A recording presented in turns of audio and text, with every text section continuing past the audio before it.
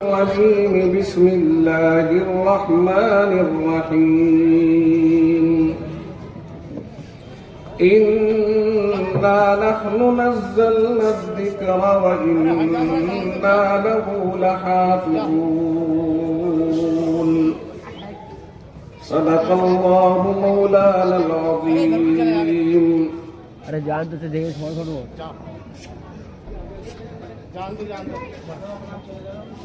عزیزان ملت، نوجوان ساتھیوں، پیارے دوستوں اور دینی بھائیوں،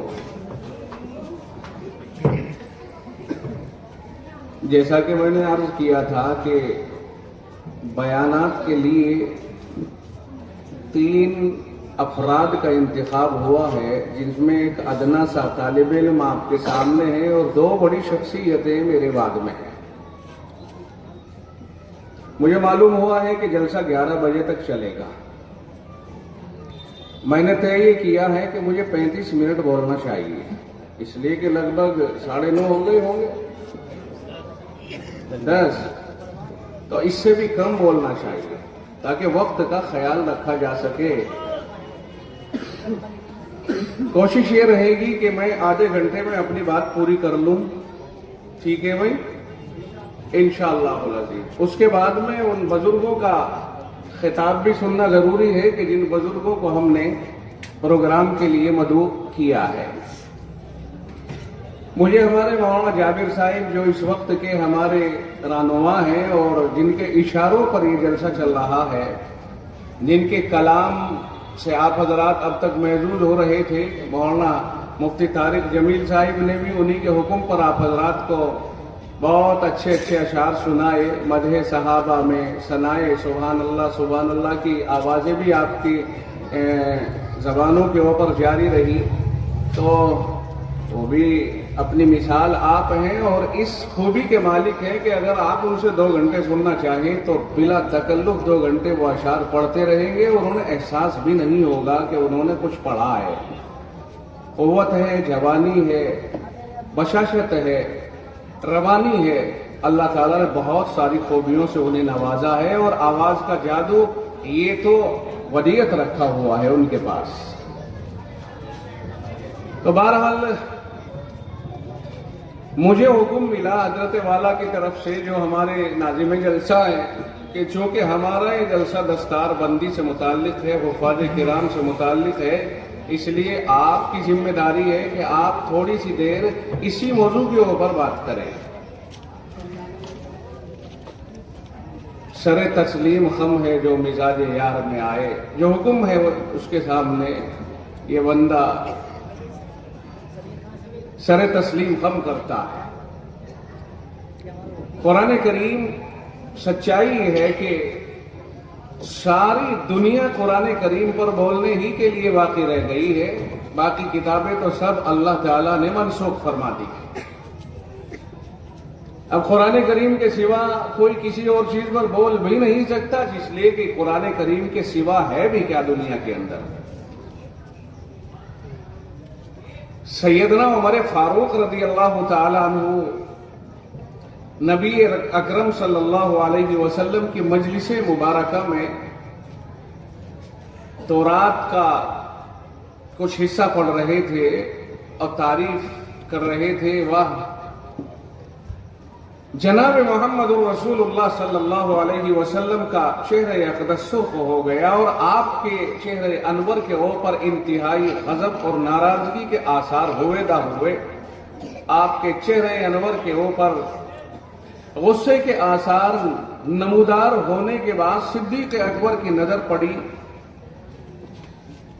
کہ آمنہ کا لخت جگر امام الانبیاء صلی اللہ علیہ وسلم غضبناک حالت میں فاروق اعظم کو اشارہ دیا کہ آپ اندازہ نہیں لگا رہے ہو کیا ماحول بن گیا ہے۔ انہوں نے سر اٹھا کے دیکھا تو رسول اکرم صلی اللہ علیہ وسلم کے چہرے انور کے اوپر غصے کے آثار ہیں، اور چونکہ وہ تورات کو رسول اکرم صلی اللہ علیہ وسلم کی مجلس میں پڑھ رہے تھے، تورات کے کلمات دہرا رہے تھے، تو آقا رحمت صلی اللہ علیہ وسلم نے فرمایا کہ عمر میری موجودگی میں قرآن کریم کے نزول کے زمانے میں تم تورات کو پڑھ رہے ہو، قرآن کریم کے اترتے ہوئے تورات کو پڑھ رہے ہو، یہ توجہ کی ضرورت ہے اس کے اوپر۔ فرمایا لو کان موسیٰ حیا لما وسعہ الا اتباعی، اگر موسیٰ علیہ السلام بنی اسرائیل کے جلیل القدر پیغمبر اور بنی اسرائیل کے متفق علیہ سب سے عظیم المرتبت پیغمبر اگر وہ بھی موجود ہوتے آج تو میری اتباع کے بغیر ان کا بھی کام نہ چلتا۔ تورات پڑھ رہے ہو، اصل بات یہ ہے اللہ کے نبی علیہ السلام نے تورات کے پڑھنے پر عمر فاروق رضی اللہ تعالیٰ عنہ کو ڈانٹ لگائی اور اظہار ناگواری فرمایا۔ وہ اس لیے نہیں کہ تورات سے آپ کو کوئی نفرت ہو گئی تھی معاذ اللہ، نہ، آپ دنیا کو یہ بتانا چاہتے تھے کہ قرآن کریم کے مقابلے پر کوئی دوسری کتاب نہیں لا سکتے ہو آپ۔ اگر آپ اس وقت میں یہ ارشاد نہ فرماتے تو آج ہمارے سامنے یہ راستہ کیسے طے ہوتا کہ قرآن کریم وہ مقدس کلام ہے جس کے سامنے کوئی کلام نہیں ہے۔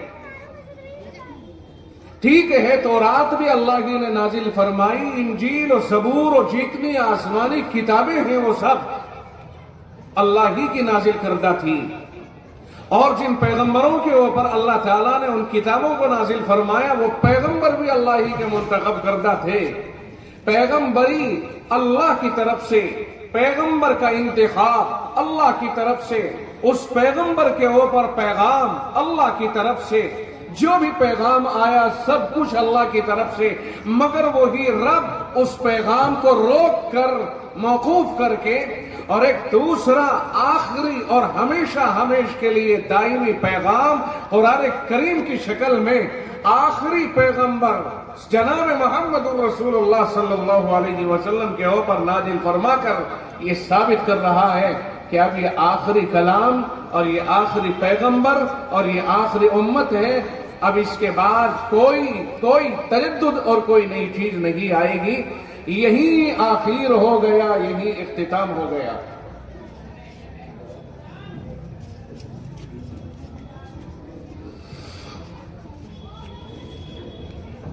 قرآن کریم کے بعد اب کچھ نہیں آئے گا، اور محمد الرسول اللہ صلی اللہ علیہ وسلم کے بعد کوئی نبی نہیں آئے گا۔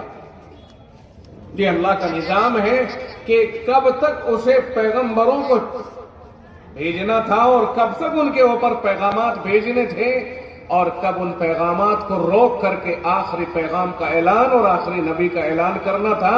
یہ اللہ کا اپنا نظام ہے، اس میں کسی کا کوئی دخل نہیں ہے۔ البتہ یہ ہماری سعادت ہے کہ ہمیں بن مانگے اللہ تعالیٰ نے یہ مرتبہ عطا فرمایا کہ 1,00,000 سے زیادہ جو پیغمبر آئے اور ان کی جو امتیں ہیں، ان سب سے اوپر اللہ تعالیٰ نے اس امت کو درجہ عطا فرمایا۔ یہ ہمارے لیے بن مانگے ایک ایسی سعادت ہے جس کا دنیا میں کوئی جواب نہیں دے سکتا ہے۔ آپ حضرات کو میں یہ اس لیے کہہ رہا ہوں کہ کوئی کسی سے متاثر نہ ہو، دنیا میں کوئی ظاہری اعتبار سے ترقی کر کے چاہے کہیں بھی نظر آئے، کوئی آپ کو ایسا لگے کہ دنیا میں ان سے اوپر کوئی نہیں، طاقتور کوئی نہیں، پیسے میں، دولت میں، حکومت میں کوئی نہیں ہے، لیکن یہ آپ کی یا ان لوگوں کی سوچ ہو سکتی ہے جو قرآن کریم کے مقام کو نہیں سمجھ پاتے ہیں، یہ ان کی سوچ ہو سکتی ہے، آپ کی بھی نہیں ہو سکتی۔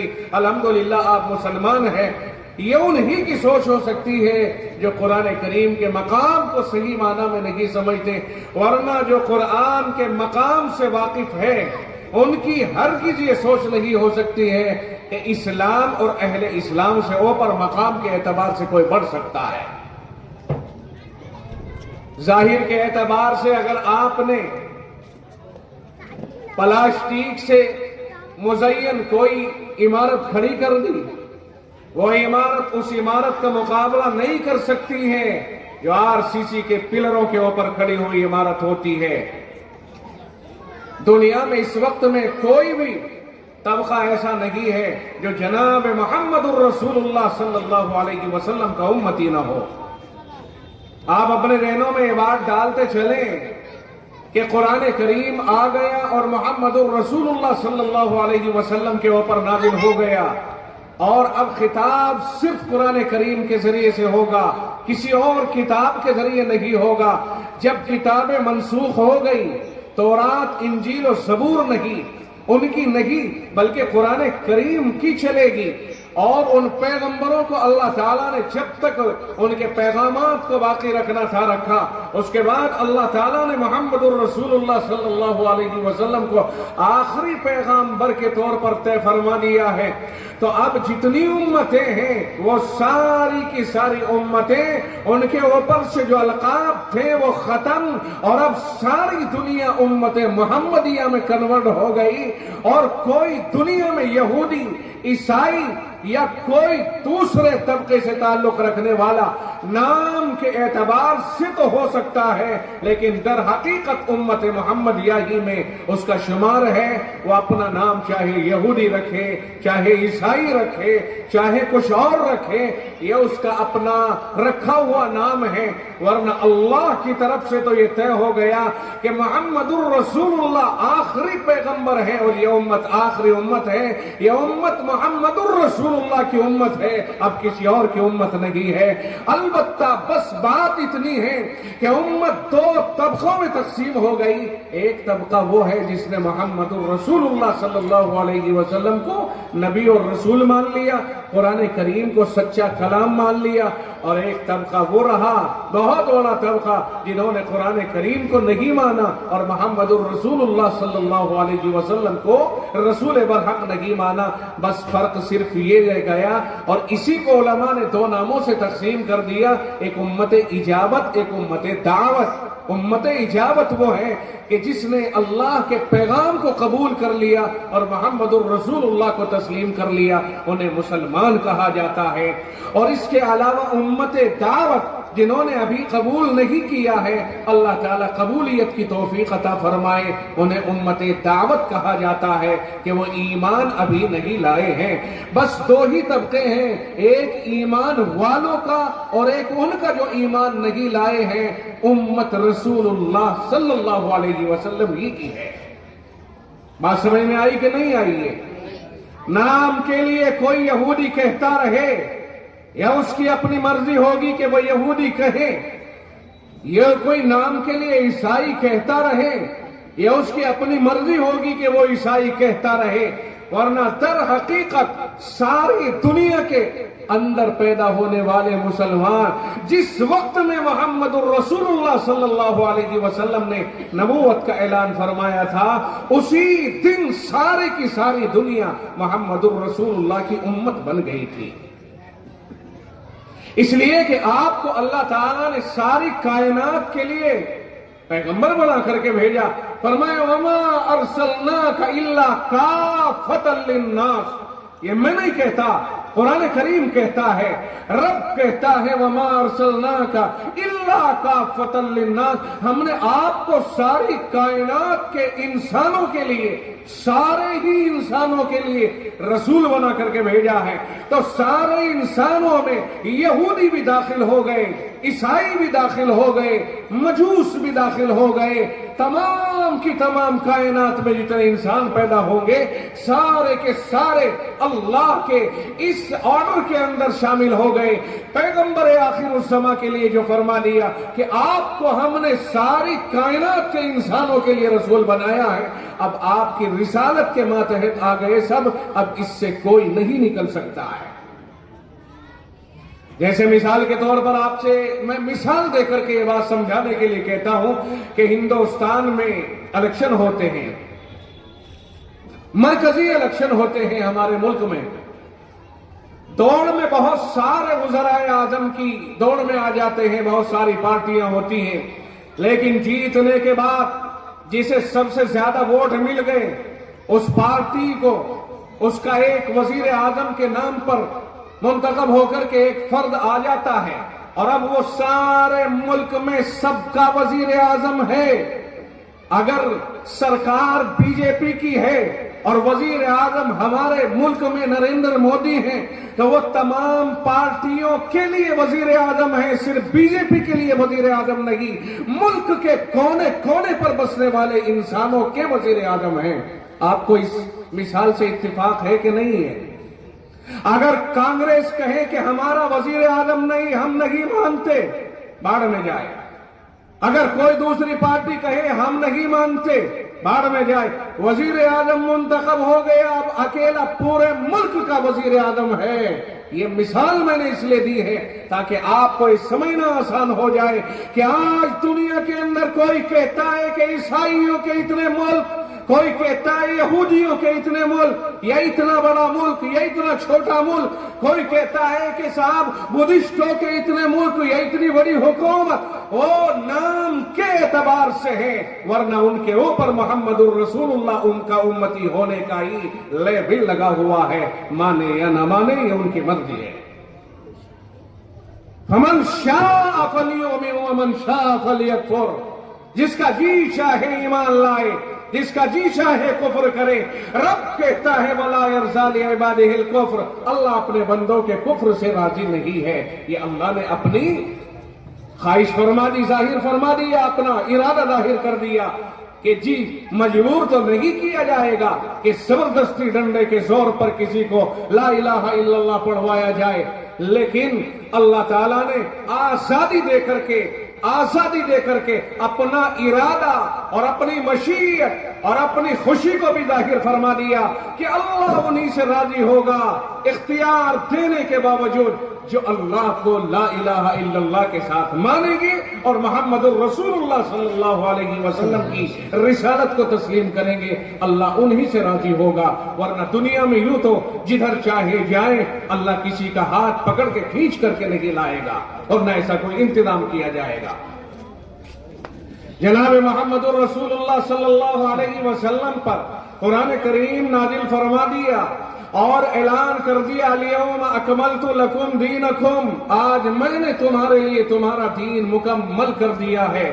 اب دنیا والوں کے لیے کوئی گنجائش نہیں رہی ہے کہ اللہ تو یہ کہے کہ ہم نے تمہارے لیے تمہارا دین مکمل کر دیا اور ساری دنیا کے لیے اس دین کو نافذ کر دیا اور ساری کائنات میں بسنے والے انسانوں کے لیے یہ دین پیش کر دیا اور قیامت تک آنے والی ضرورتیں اس سے وابستہ کر دی گئی.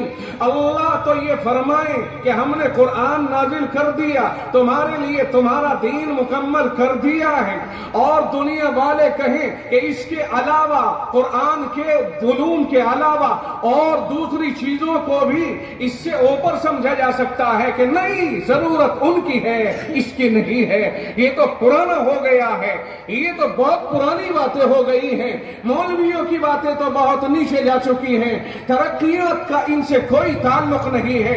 ترقیات تو یہودیوں کے یا عیسائیوں کے تیار کردہ علوم اور منشور کے اندر ہے. اگر کوئی ایسا سوچتا ہے, اور وہ عوام نہیں بلکہ اہل علم بھی, کوئی قرآن کا حامل بھی ایسا سوچتا ہے, تو پھر وہ قرآن کریم کی ناقدری کر رہا ہے. قرآن کریم میں جب رب نے کہہ دیا کہ ہم نے تمہارے لیے تمہارا دین مکمل کر دیا ہے, تو اب اسلام کے علاوہ کسی دوسری چیز میں اپنی کامیابی کی راہیں تلاش کرنا, یہ رب کے اس ارشاد کو چیلنج ہے جس میں رب مکمل ہونے کا دعویٰ پیش فرما رہا ہے.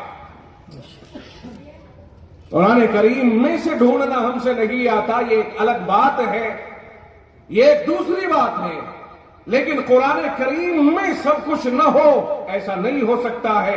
میں نے پچھلی مرتبہ بھی اس محلے میں آیا تھا اور یہ بات وعدے کی تھی کہ اللہ نے قرآن کریم میں تمام چیزوں کے اشارے فرمائے ہیں, تلاش کرنے والے تلاش کرتے رہیں. رب کہتا ہے قُلْ لَوْ كَانَ الْبَحْرُ مِدَادًا لِكَلِمَاتِ رَبِّي لَنَفِدَ الْبَحْرُ قَبْلَ أَن تَنفَدَ كَلِمَاتُ رَبِّي وَلَوْ جِئْنَا بِمِثْلِهِ مَدَدًا.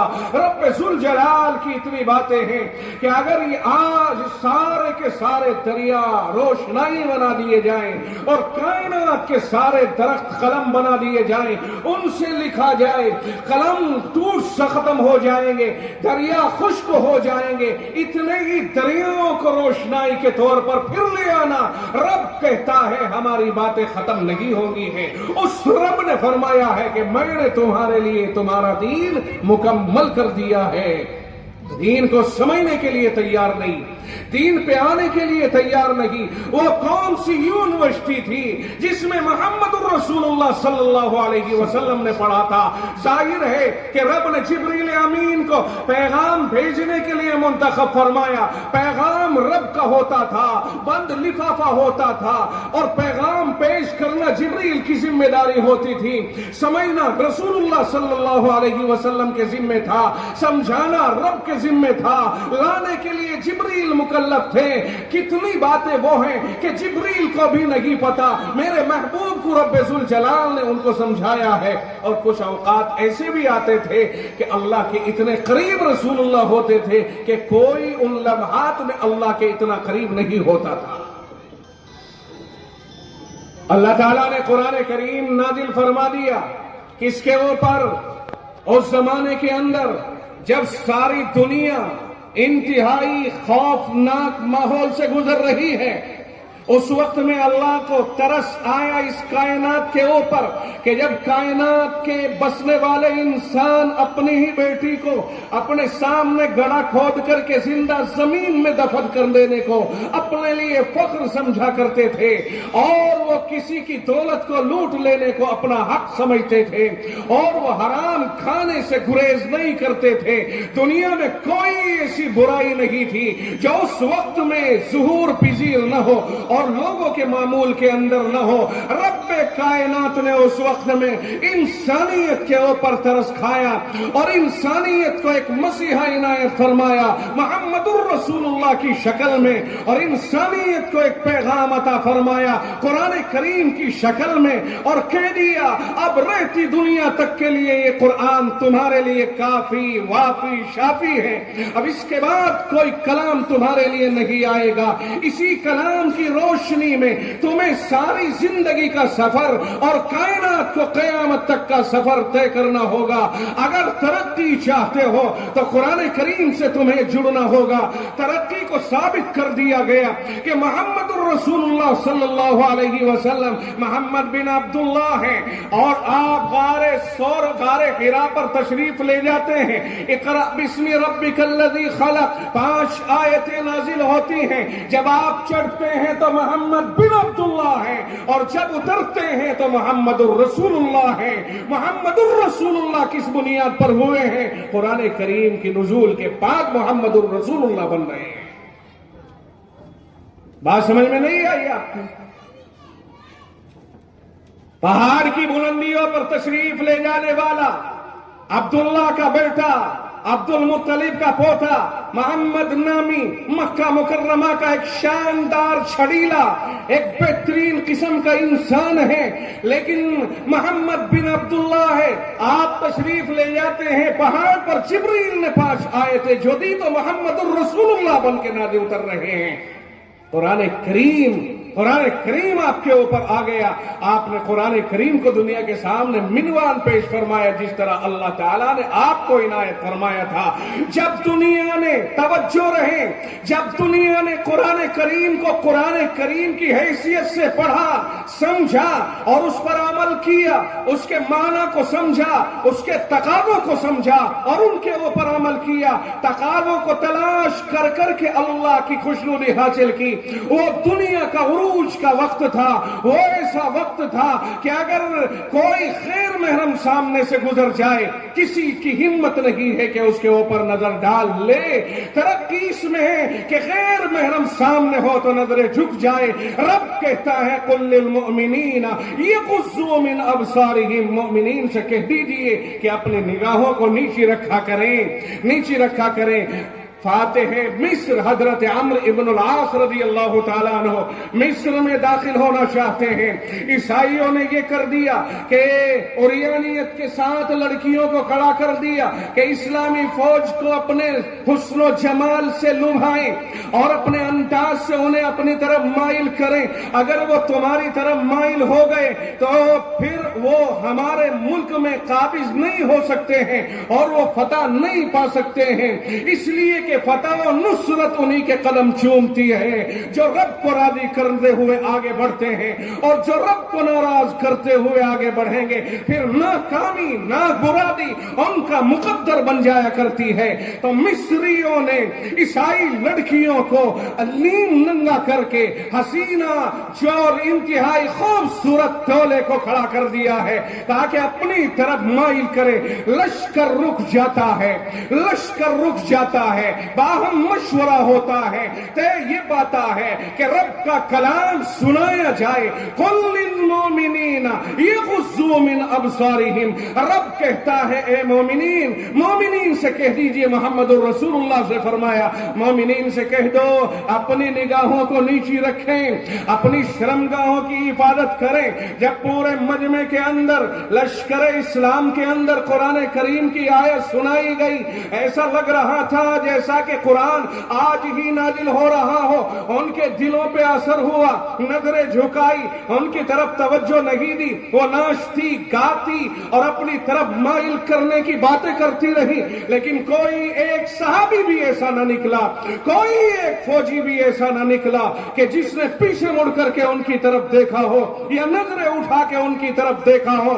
آخر کار بلند آواز سے پکار اٹھی کہ او لوگو، اگر تمہارا یہی دستور ہے، تمہارا یہی وتیرہ ہے اور یہی کامیابی ہے، اور ہم سمجھ گئے کہ یقیناً یہی کامیابی ہے، تو پھر اب ہم اس ماحول میں نہیں بلکہ تمہارے ماحول میں جینا چاہتے ہیں. ہمیں بھی اس تعلیم سے آراستہ کرو، ہمیں بھی وہ عقیدہ دو جو عقیدہ تمہارے پاس ہے، جو تعلیم تمہارے پاس ہے، تاکہ ہماری عزت اور عصمت ہمیشہ کے لیے محفوظ رہے. بتانا یہ ہے جب تک قرآن کریم کی روح کے اوپر عمل کیا گیا انسانیت زندہ باد رہی، انسان زندہ باد رہے، کائنات زندہ باد رہی. اور جب سے ہم نے قرآن کریم کو ایک طرف رکھ کے اپنے ذہن سے قرآن کریم کی تشریحات کی، اپنے ذہن سے ہم نے اپنی زندگیوں کو طے کیا، تنزلی اس وقت سے ہمارا مقدر بنی ہے.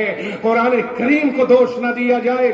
قرآن کل بھی اعلیٰ تھا، قرآن آج بھی اعلیٰ ہے، اور قرآن ہمیشہ اعلیٰ اور بالا رہے گا. قرآن پر کوئی حرف اٹھانے والا اور انگلی اٹھانے والا اٹھانے سے پہلے 100 بار سوچ لے.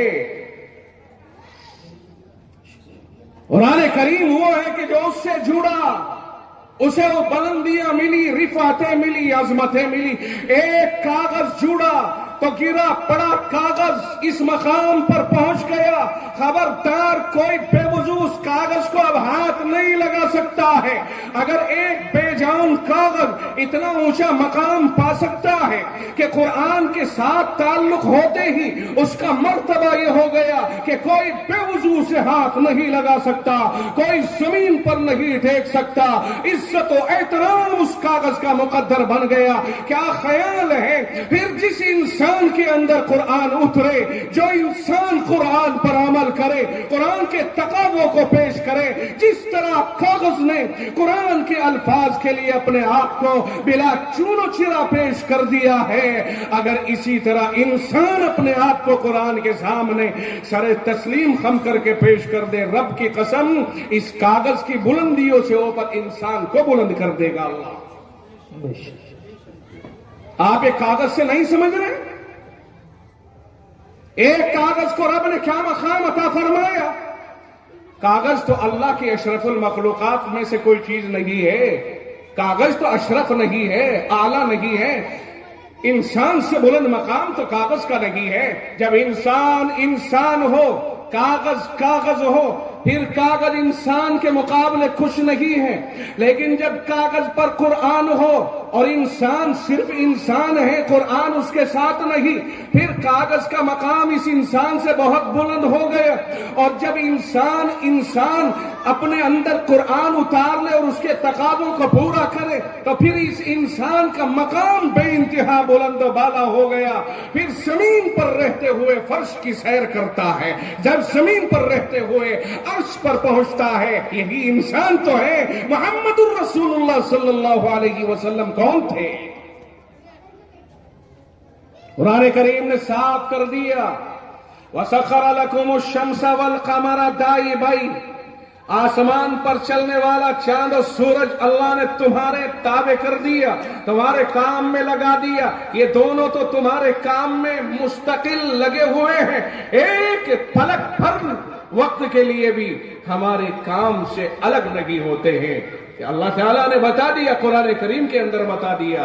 कुरान करीम से जो जुड़ेगा अल्लाह उसका मकाम बुलंद व बाला फरमा देगा। अब ताज्जुब ये होता है, वक्त की किल्लत है, मैं मुख्तसर करते हुए अपनी बात को यहां खत्म करने की तरफ ले चलता हूं कि ताज्जुब ये है हमारे लिए, और सितम बालाए सितम, और या ललाजब व या ललासफ, अल्लाह हमारी हिफाजत फरमा। अगर कोई मदरसों से ताल्लुक रखता है, मकतबों से ताल्लुक रखता है, हाफिज कुरान या आलिम दीन है, मकतबों से ताल्लुक रख रहा है, अपने मदारिस से जुड़ा हुआ है, पढ़ता पढ़ाता है, इमामत से जुड़ा हुआ है, तो उसका हुलिया बेहतर से बेहतर नजर आता है। चेहरे पे दाढ़ियां सजी हुई हैं, जिस्म के ऊपर इस्लामी शरई लिबास है, हया वाला लिबास है।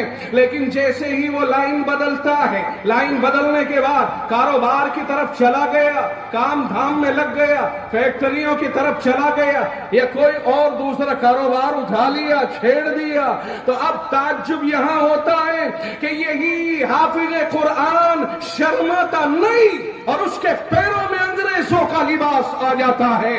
वही अक्सर व बेशतर देखा गया है, 50-60% इन्हें भी देखा गया है। अगर ये मदरसों से जुड़े हुए हैं, अगर ये मस्जिदों से जुड़े हुए हैं, तो अपने लिबास में, अपने हुलिये में पूरे पूरे नजर आ रहे हैं। और अगर यही इन मस्जिदों से, इन मदरसों से, इन मकतबों से हट करके दूसरे माहौल में चले गए, तो फिर अपना ये इस्लामी माहौल और ये प्यारा और शानदार माहौल अपने ऊपर बाकी नहीं रख पाते हैं। बेशुमार हाफिजों को, बेशुमार मौलवियों को देखा गया है कि वो इस लाइन से हटने के बाद, मैं सबकी बात नहीं करता, बल्कि बहुत से ऐसे हैं मेरे भाई जो इस लाइन से हटने के बाद उसने कारोबार किया, उसने दाढ़ी को कटाया, छोटा किया, उसने अपने जिस्म के ऊपर लिबास तब्दील किया, वो ईसाई और यहूदियों वाला लिबास उसके ऊपर भी आ गया। और तारुफ कराने वाला कभी कभी तारुफ कराता है, मौलाना साहब ये भी मौलवी हैं, ये भी हाफिज है, सितम बाला है सितम उनके लिए है। मैं समझता हूं ज़ारल फसादो फिल बर्रि वल बहर बिमा कसबत ऐदिन नास, ये खुश्की और तरी का फसाद लोगों की करतूत का नतीजा है, और लोगों में सबसे ऊंचा मकाम उलमा और हाफिजों का है। अगर इनकी ये पोजीशन रहेगी तो दुनिया के अंदर तरस्सुली आएगी, तब्दीलियां आएंगी, अल्लाह की तरफ से पकड़ आएगी। जिस कौम को अल्लाह ताला ने दुनिया की रहबरी अता फरमाई थी, जब वही दुनिया के लिए, जब वही कारोबार के लिए, जब वही चंद कौड़ियों के लिए और चंद पैसों के लिए दाढ़ी उतार के एक तरफ रख दे, जिस्म से लिबास उतार के एक तरफ रख दे, फिर उसकी जहालत में क्या शक है, फिर बर्बादी में क्या शक किया जा सकता है। इसलिए मैं अहले इल्म हजरात को ये चैलेंज के साथ कहता हूं कि लोगों, अगर तुमने अपना लिबास बदला, अपनी कैफियत को बदला, तो तुम्हारी वजह से फसाद में इजाफा होगा। इसलिए कि आवाम तुम्हें देख करके बदगुमान होती चली जाएगी, और आवाम की बदगुमानी की जिम्मेदारी ये उन बेइल्म, बेअमल मौलवी और हाफिजों के ऊपर होगी जिन्होंने अपने हुलिये से आवाम को बदगुमान किया है। बुरा न मानिएगा, स्टेज के ऊपर बैठे हुए अहले इल्म हजरात, मेरी आदत بہت صاف کہنے کی ہے اور میں کہہ رہا ہوں اور ڈنکے کی چوٹ کہہ رہا ہوں، اگر تمہارے معاملات خراب ہو گئے اور لوگوں کے علم میں آ گئے، اللہ تو جانتا ہی ہے لیکن لوگوں کے علم میں آ گئے، اگر تمہارے حالات خراب ہو گئے اور لوگوں کے علم میں آ گئے، اگر تمہارے ماحول خراب ہو گئے لوگوں کے علم میں آ گئے، پھر یہ بتاؤ چوں کفر اور کعبہ برخیزد کجا ماند مسلمانی، جب کعبے میں کفر ہوگا تو پھر اسلام کہاں رہے گا؟ تم تو دنیا کا کعبہ ہو، اگر ہمارے اعمال ہی بگڑ گئے، ہمارے حلیے ہی بگڑ گئے، ایک دن ہوتا ہے ہمارے سر پہ دستار باندھی جاتی ہے، ایک دن ہوتا ہے ہم مدرسوں میں ہوتے ہیں، معزز ہوتے ہیں، اور ایک دن ہوتا ہے کسی وجہ سے اگر مدرسہ چھوٹ گیا اور ہم روزی روٹی دوسرے اعتبار سے کمانے لگ گئے، ہمارے حلیے ہی چینج ہو گئے۔ حیا اور شرم آنی چاہیے ان لوگوں کو جو اس طرح کی حرکتیں کرنے والے ہیں اور لوگوں کو متنفر کرنے والے ہیں مدارس سے اور قرآن کریم کی تعلیم سے۔ معاف کیجئے یہ سخت جملے میں نے جان بوجھ کر کے کہے ہیں کہ میں سینکڑوں لوگوں کو اس طرح سے بدعمل دیکھ رہا ہوں۔ اللہ تعالی ہم سب کی حفاظت فرمائے۔ قرآن وہ ہے، پھر سن لیجئے آخر میں خلاصے کے طور پر، جو قرآن سے جڑے گا، ایک کاغذ قرآن سے جڑا، رب نے اس کا مقام تمام کاغذوں میں بلند کر دیا۔ ایک انسان قرآن کریم سے جڑے گا، رب اس کا مقام بھی اسی طرح بلند کرتا چلا جائے گا۔ وآخر دعوانا الحمدللہ رب